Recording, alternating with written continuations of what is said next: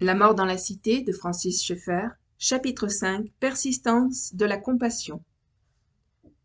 Nous avons déjà eu un léger aperçu des conséquences que la prédication du jugement entraînait sur le plan personnel pour Jérémie.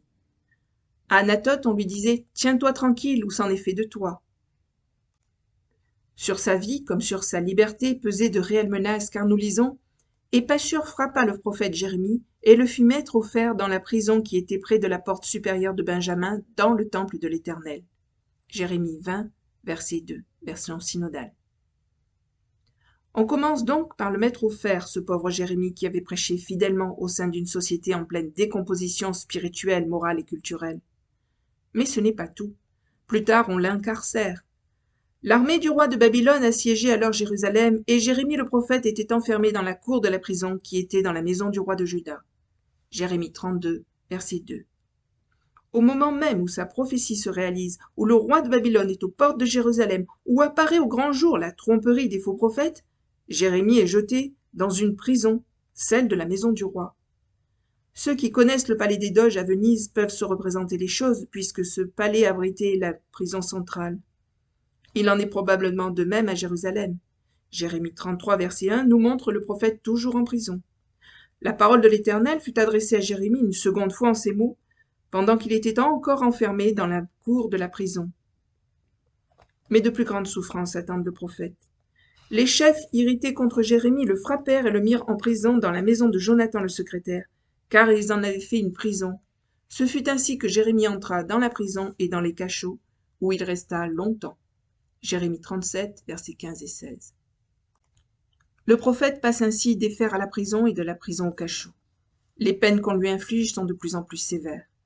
Enfin, notre émotion atteint son comble lorsque nous lisons les versets 4 à 6 du chapitre 38, car ils nous mettent en présence d'un homme de chair et de sang comme nous, avec ses aspirations personnelles, dans une situation historique déterminée. On l'a saisi et jeté dans un cachot, mais maintenant c'est à sa vie même que l'on veut attenter. Et les chefs dirent au roi que cet homme soit mis à mort, car il décourage les hommes de guerre qui restent dans cette ville. Jérémie 38, verset 4. On lui reproche donc de ne pas donner de réponse optimiste, de ne pas promettre que tout va s'arranger, que la solution sera facile, qu'il suffira d'un progrès technique pour surmonter la difficulté. Ses contemporains lui en veulent de saper à la base leur optimisme humaniste par l'annonce du jugement de Dieu et de décourager le peuple en détruisant son moral. Cet homme ne cherche pas le bien de ce peuple, il ne veut que son malheur. Évidemment, c'était faux. Jérémie désirait le bien, dans le sens le plus profond du terme, de ses compatriotes, à qui il conseillait de ne pas panser simplement les plaies externes et superficielles, mais de soigner le véritable mal, leur révolte contre Dieu. Cela, bien sûr, ne plaisait pas aux hauts dignitaires. C'est pourquoi le récit continue ainsi. Le roi Sédécias répondit « Voici, il est entre vos mains, car le roi ne peut rien contre vous. » Alors ils prirent Jérémie et le jetèrent dans la citerne de Malkija, fils du roi, laquelle se trouvait dans la cour de la prison. Ils descendirent Jérémie avec des cordes. Il n'y avait point d'eau dans la citerne, mais il y avait de la boue, et Jérémie enfonça dans la boue. Jérémie 38, versets 5 et 6. Cette histoire pourrait faire le sujet d'une poignante tragédie, mais ici il n'est pas question de théâtre, nous sommes en pleine réalité. Représentons-nous Jérémie, un homme comme nous, au fond d'un cachot, on lui passe des cordes sous les bras, et on le descend dans une citerne fangeuse.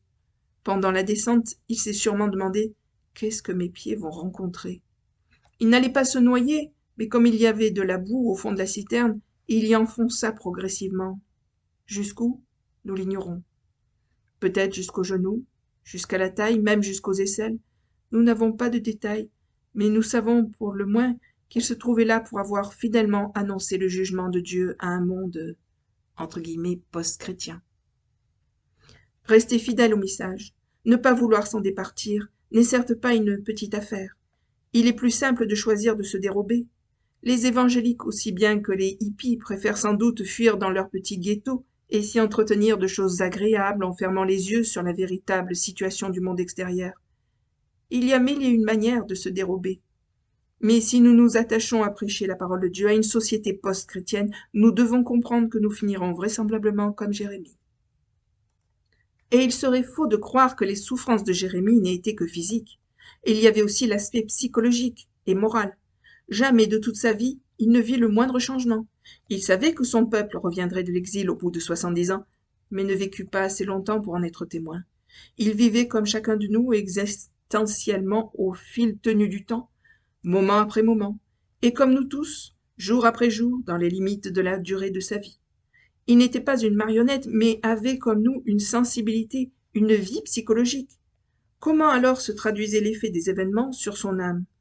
Eh bien, Jérémie connut des moments de découragement, d'accablement, à constater que sa prédication fidèle du message de Dieu l'avait amené dans les fers, la prison et le cachot.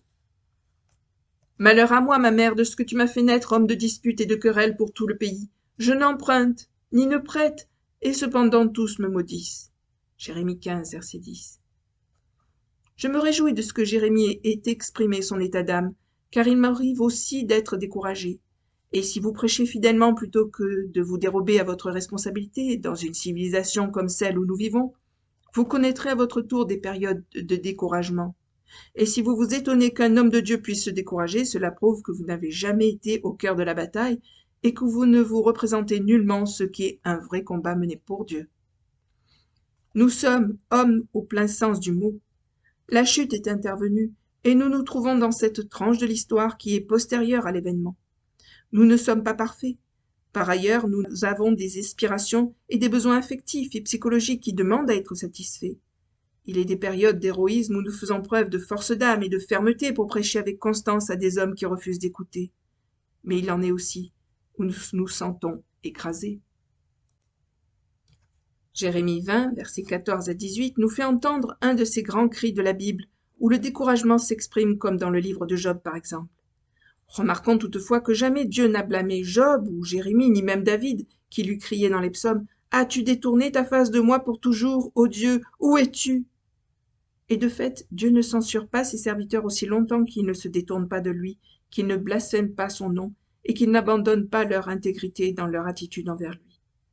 Il n'y a pas là de contradiction. On peut très bien être fidèle à Dieu et se sentir accablé par le découragement devant le spectacle que nous offre le monde.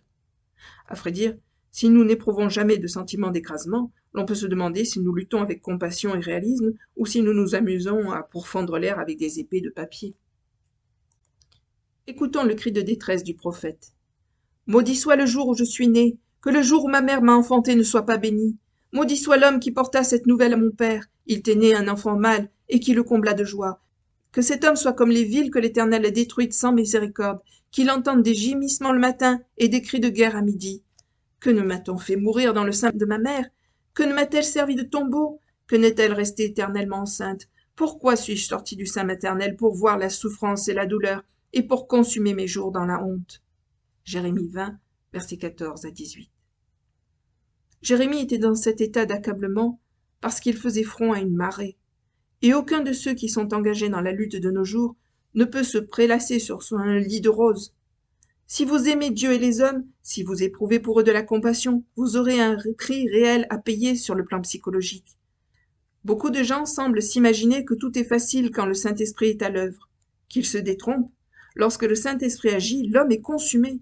C'est ce que nous apprend l'histoire des réveils. C'est le témoignage que l'on recueille là où Dieu a véritablement été à l'œuvre. Il y a un prix à consentir.